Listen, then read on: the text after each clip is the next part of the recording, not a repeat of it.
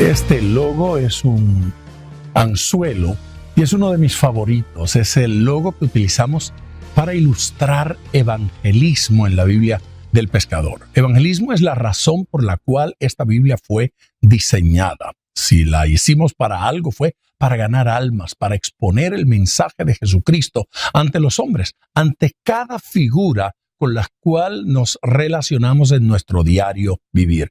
Evangelismo es determinante en nuestras vidas. No hubo otra razón por la cual Dios nos dejó aquí en la tierra, sino para eso, para que le diésemos gloria presentando este evangelio ante gente, ante el mundo, para que seamos el ejemplo mediante el cual la gente es motivada, inspirada, movida a la salvación, a acercarse a nuestro Señor Jesucristo. De tal manera que podemos utilizar la Biblia del pescador para presentarle el evangelio a cada persona, a cada figura, a cada gente con la cual nos relacionamos. ¿Qué tipo de persona es esa con la cual nos relacionamos diariamente? Bueno, pues la Biblia del pescador está diseñada para que le podamos predicar a un político, a un empresario, a un hombre de negocio. La Biblia del pescador está diseñada para que hallemos esos versículos específicos que necesitamos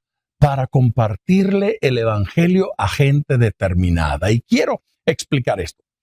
Los cristianos, como he dicho en tantas ocasiones, a menudo no sabemos de memoria 2 o 3 versículos. Y yo doy gracias al Señor por Juan 3:16, porque Juan 3:16 es uno de esos versículos que sirve para todo y que sirve para todo el mundo. Podemos evangelizar casi a cualquier persona simplemente diciéndole cuál es el contenido de Juan 3:16. Pero si Dios hubiese querido que utilizáramos un solo versículo, entonces no nos hubiese dado 66 libros.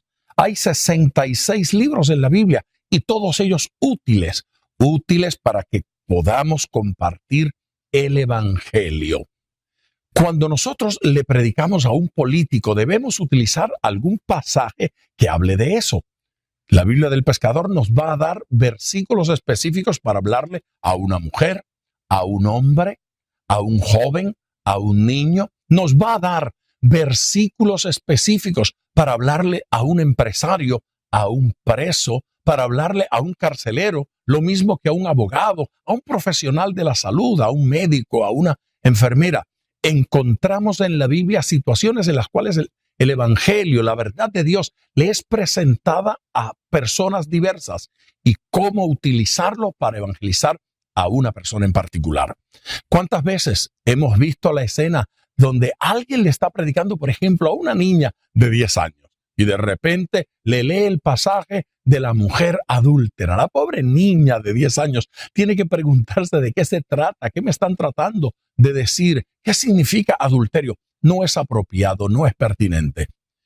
Encontrar, por ejemplo, un pandillero en la Biblia fue cosa que nos dio problema, resultó difícil, pero encontramos un joven que se rebeló y en su rebeldía se fue de la casa, se fue del hogar, abandonó la familia. Ese joven se unió con sus amigos, creó una pandilla en tiempos bíblicos y se dedicaron a delinquir. Y en esa experiencia Dios los alcanzó. Dios los rescató, Dios le habló y los restauró. Lo trajo nuevamente a la casa, lo trajo nuevamente a la familia y lo bendijo. ¿Por qué es importante encontrar este tipo de versículos? Bueno, porque cuando usted está evangelizando y le muestra a un joven pandillero que la Biblia habla de ellos, ese joven se siente identificado. Siente que la Biblia es pertinente, siente que la Biblia es para él. Cuando le podemos decir, aquí habla de gente como usted, le mostramos el amor de Dios, que Dios ama al pandillero, que Dios ama al homosexual, que Dios ama a la prostituta, que Dios ama a la ama de casa, que Dios ama al hijo, al padre, al anciano, al jovencito.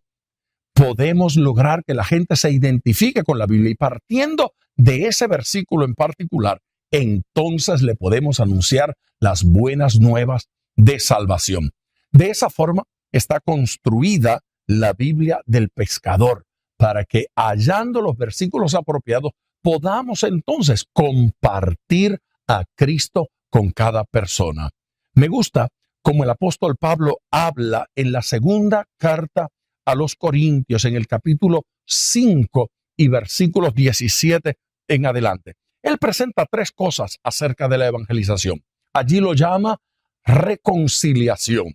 La primera, que la reconciliación es una experiencia. La salvación es una experiencia. Y quien no ha vivido la experiencia de la salvación, no la puede compartir. En segundo lugar, dice que la salvación o la reconciliación es un ministerio. Ahora, ¿se da cuenta?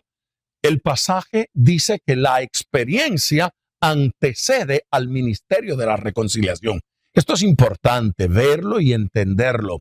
La experiencia de la reconciliación viene primero, luego el ministerio de la reconciliación. No debe evangelizar aquel que no ha vivido la experiencia de haber sido evangelizado, de haber nacido de nuevo y de haber experimentado salvación en Cristo Jesús. La profundidad de la experiencia va a determinar la profundidad del ministerio. El alcance de nuestra experiencia con el Señor determina el alcance de nuestro ministerio. La intensidad de nuestra experiencia de salvación va a definir la intensidad de nuestro ministerio evangelístico. Así es que es importante que en algún momento de nuestras vidas nos hayamos sentido perdidos, necesitados de Cristo, porque eso nos va a hacer valorar a Cristo Jesús y la salvación. Ya dije que este pasaje nos enseña que la reconciliación es una experiencia. Dije también que nos enseña que es un ministerio. Ahora quiero que veamos que el pasaje nos dice cómo Cristo lo hizo. Y dice que Dios lo hizo no tomándole en cuenta a los hombres sus pecados. ¿Qué quiere decir? Que para Dios da lo mismo salvar a una prostituta que salvar a un religioso. Da lo mismo salvar a un hombre que a una mujer, a un niño que a un viejo. No importa el tipo de persona y no importa el tipo de pecado. La sangre de Cristo tiene poder para limpiar a aquel que siente que ha pecado poco o aquel que siente que ha pecado mucho. Por último, este pasaje dice que es tarea de embajadores, ¿sí? Somos embajadores en nombre de Cristo, diciéndole al mundo o reclamando, suplicándole, reconciliaos con Dios. ¿Qué es un embajador? Un embajador es un representante de otro país, de otra nación. No es de nuestro país, es de otro. Representa la cultura, el idioma y las costumbres de aquel país, pero está en este viviendo para representar al otro. Usted es un embajador de Cristo en este mundo. Por lo tanto, representa la cultura del cielo, representa el idioma del cielo, las actitudes del cielo, las costumbres del cielo. Somos más efectivos como evangelistas, como ganadores de almas, como pescadores de hombres, en la medida en que la cultura del cielo se refleja en nuestra vida, en nuestra conducta. Entonces, somos un modelo que hace que la gente mire al cielo. Preste atención a lo que estoy diciendo, porque Dios quiere que usted y yo seamos pescadores de hombres. Por eso se llama la Biblia del pescador, porque Jesucristo dijo claramente, como aquí, en Mateo 4:19, venid en pos de mí y os haré pescadores de hombres.